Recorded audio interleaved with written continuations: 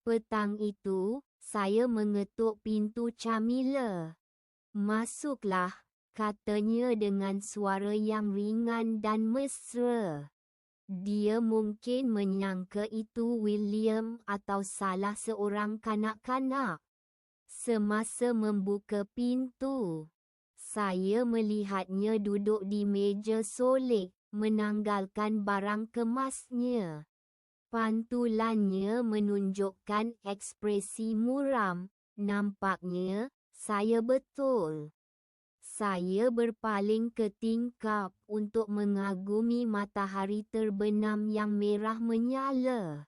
Bilik Camilla dan William memenuhi hampir keseluruhan tingkat 4 sayap barat, menawarkan pemandangan yang paling menakjubkan. Petang itu, anda juga dapat melihat rumah api, dan seketika, saya rindu untuk kembali ke zaman kanak-kanak saya yang indah dan bebas di Hesperus. Makan malam itu menyenangkan. Saya memutuskan untuk memecahkan kesunyian yang menyakitkan dengan pujian yang neutral. Walau bagaimanapun, Camilla biasanya menganggap pujian sebagai sesuatu yang remeh. "Awak belum makan walau sesuap pun." Saya tahu dia sedang memerhatikan saya sambil menghirup minuman dari gelasnya. Memerhatikan setiap pergerakan saya. Camilla memiringkan kepalanya ke sisi, menanggalkan anting-anting mutiara berbentuk titisan air mata yang besar, dan meletakkannya di atas dulang perak. "Tolong, Camilla, mari kita bincang hari ini." Dia menanggalkan anting-anting keduanya dan mengurut cuping telinganya. "Saya tidak faham apa yang sedang berlaku, tetapi hari ini awak telah memutuskan untuk mendesak semuanya.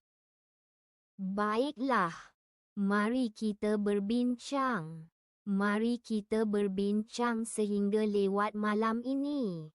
Saya ada mesyuarat majlis esok pukul 7, tetapi saya pasti rakyat saya akan faham jika saya mengantuk.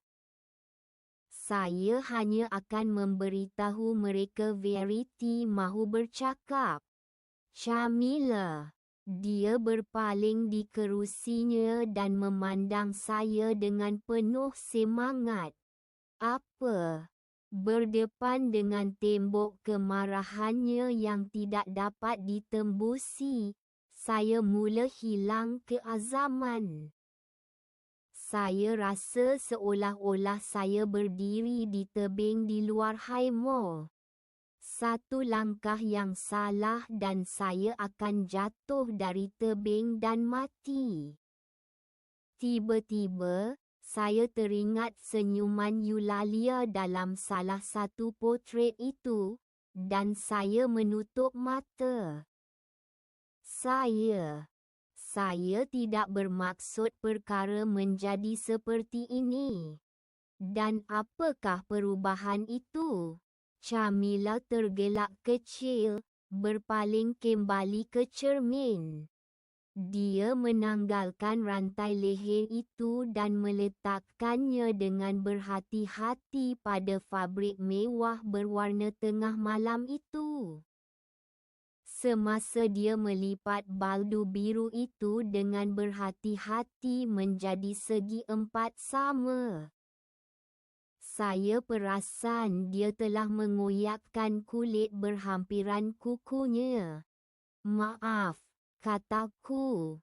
Saya ingin menghampirinya, berlutut, dan meletakkan dahi saya di sisinya, seperti yang saya suka lakukan semasa kecil.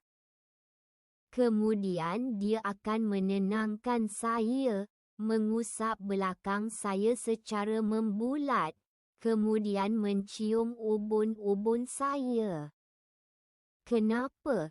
tanya Camilla, dan aku menepis fikiran tentangnya sebelum ini. Sekarang aku tidak boleh mengharapkan keselesaan atau sokongan. Aku tidak bermaksud untuk membuatmu kecewa atau marah. Awak mencapai hasil yang sebaliknya, katanya. Aku bergerak dari kaki ke kaki, tidak pasti apa yang perlu dilakukan. Dia jelas tidak berminat untuk berdialog, yang bermaksud tiada apa yang akan berlaku daripada perbualan ini. Pada masa yang sama, aku faham bahawa jika aku berundur, situasi ini akan merebak seperti bisul dan membesar. Aku langsung tidak faham, katanya perlahan, dan aku hampir tidak dapat mendengar kata-katanya. Aku telah memberimu begitu banyak selama ini. Aku memandang sekeliling bilik, seolah-olah mencari sebab untuk perubahan nada yang tiba-tiba. Aku tahu. Dia menarik nafas dalam-dalam, memandang pantulannya dengan pandangan jauh. Aku berumur 19 tahun ketika ayah meninggal dunia. Dalam semalam, aku mewarisi gelaran, harta pusaka, rumah yang hangus terbakar, dan penjagaan 5 adik perempuan. Camilla memandang saya, dan saya melihat air mata di matanya. "Saya memastikan awak diberi makan dan pakaian. Saya mendidik awak. Saya menyayangi dan mengambil berat tentang awak. Saya sentiasa berusaha untuk melakukan apa yang terbaik untuk awak. Saya melengkapi rumah ini untuk membuat semua orang selesa. Dan sekarang awak bersedia untuk meninggalkan rumah ini. Dan saya mengambil langkah berhati-hati ke arahnya. Camilla, saya langsung tidak mahu meninggalkan awak. Dan ini bukan tentang Highmore." Dia menarik nafas yang menggeletar, ia lebih kedengaran seperti esakan. "Teruskan. Semua orang telah pergi. Adalah bodoh untuk berharap awak akan berbuat sebaliknya." Seketika, saya berada di kakinya, memeluk lututnya. Saya tidak pernah melihat Camilla begitu terdedah, dan saya tidak dapat mengawal perasaan saya.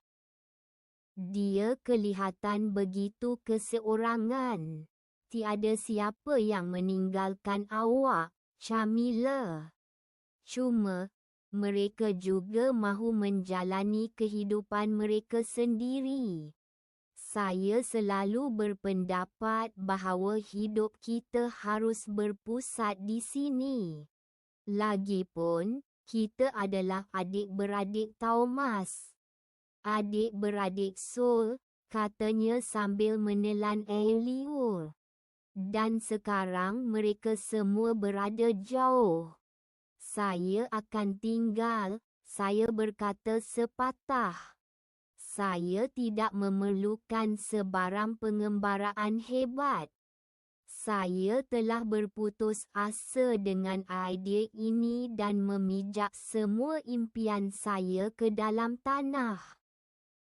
Kalaulah kakak saya tidak memandang saya dengan pandangan yang begitu mengerikan, saya akan menulis surat kepada Lady Lauren hari ini juga. Saya akan pergi ke pejabat pos pagi-pagi lagi. Saya akan sebutkan apa sahaja alasan yang awak berikan. Saya akan tinggal. Camilla.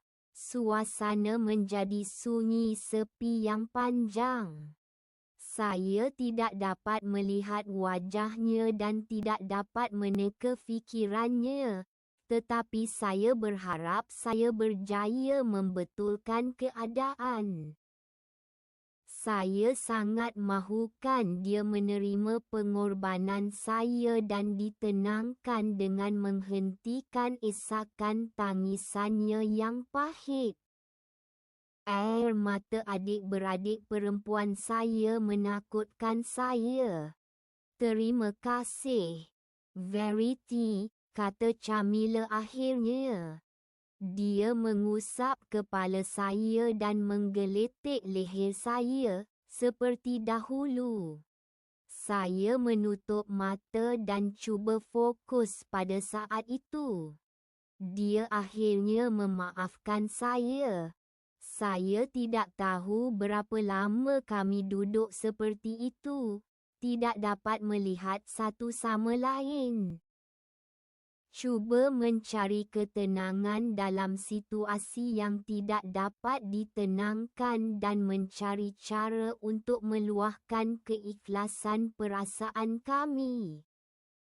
Camilla menarik diri daripada saya dan mengambil sapu tangan dari meja.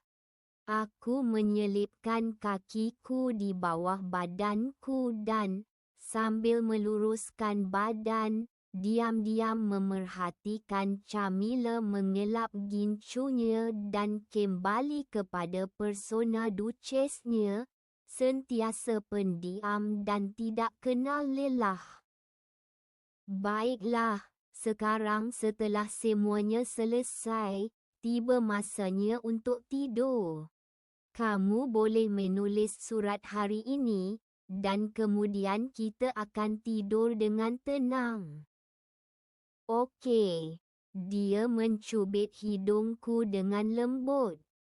Tetapi aku dapat mengesan sedikit kejujuran di dalamnya, seolah-olah dia berpura-pura mesra. Sudah tentu, jawab saya sambil berdiri. Dia telah memenangi satu lagi pertempuran, dan kini dia bersemangat untuk beralih kepada tugasan seterusnya dalam senarai tugasannya. Kami semua hanyalah kotak kosong untuk ditandakan kepadanya. Jika awak mahu, saya akan meminta Hannah membawakan awak secawan teh.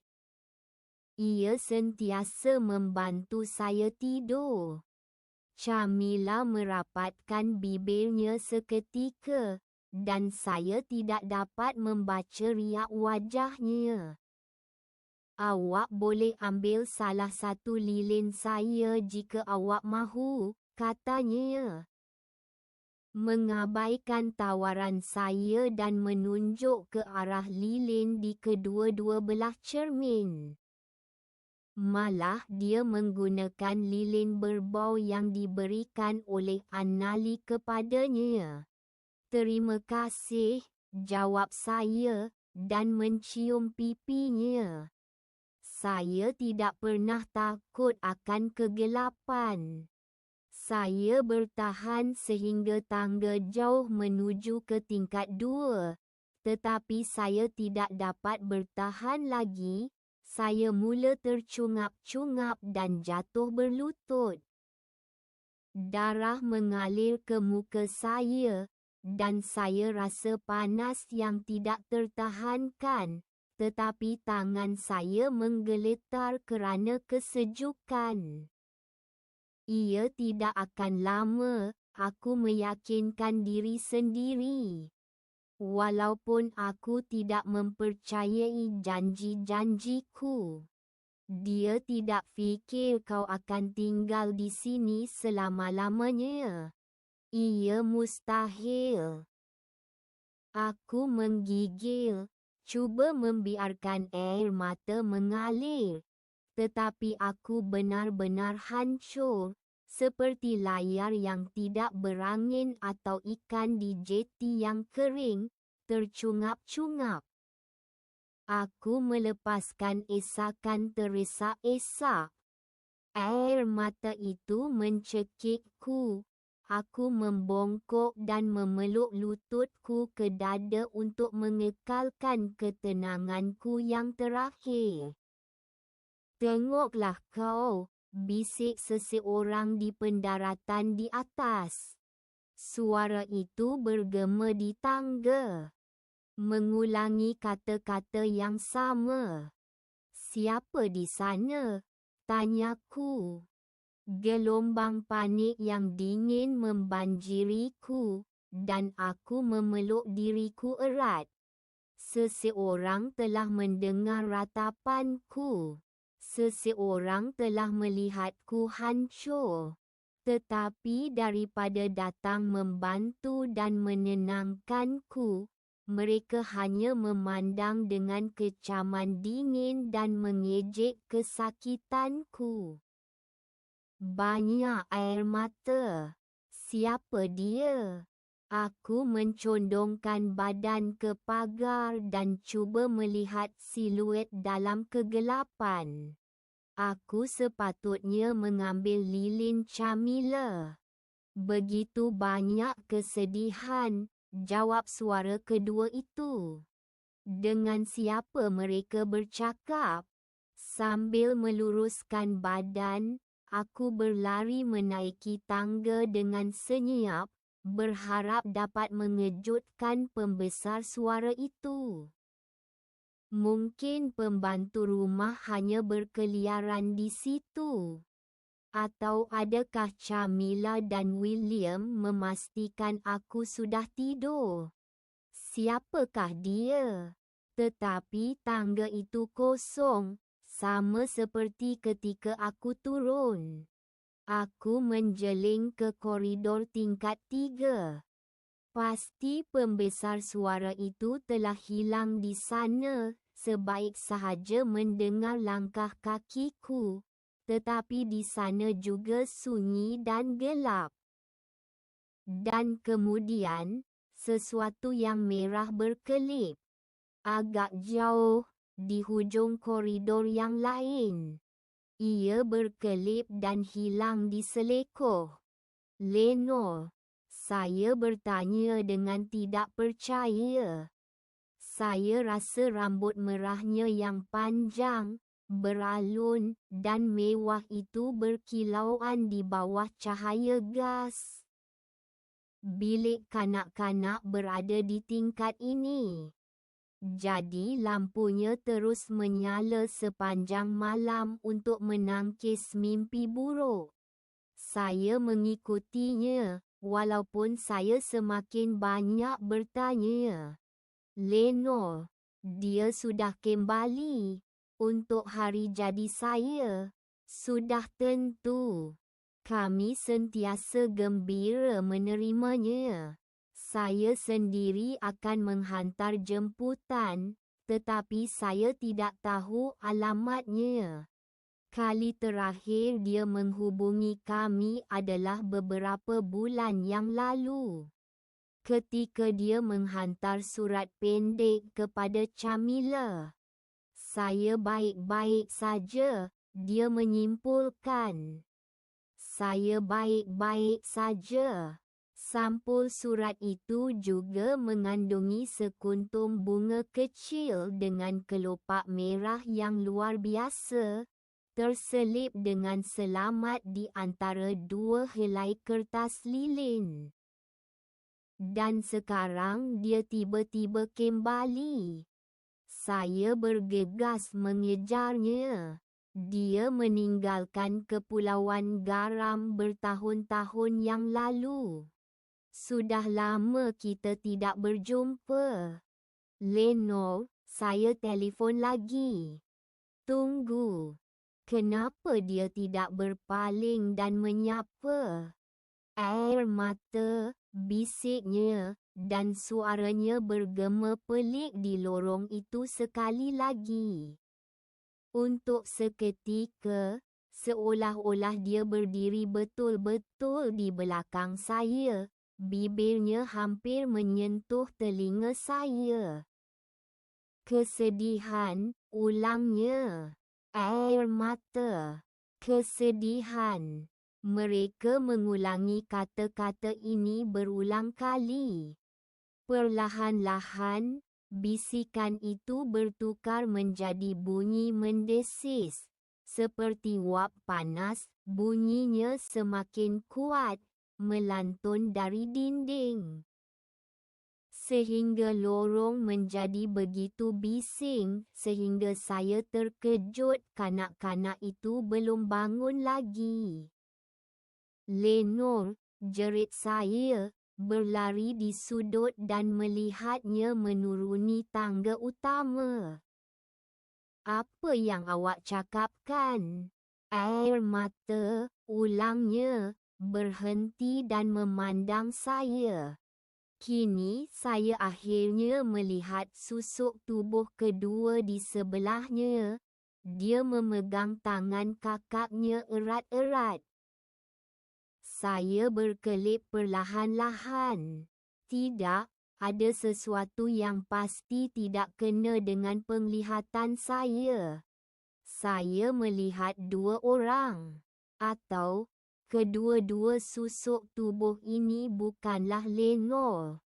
Mereka merenung mata saya. Wajah mereka yang kusam dan pucat dipenuhi dengan kebimbangan. "Kesedihan," bisik kakak saya yang telah meninggal dunia, dan kemudian saya menjerit.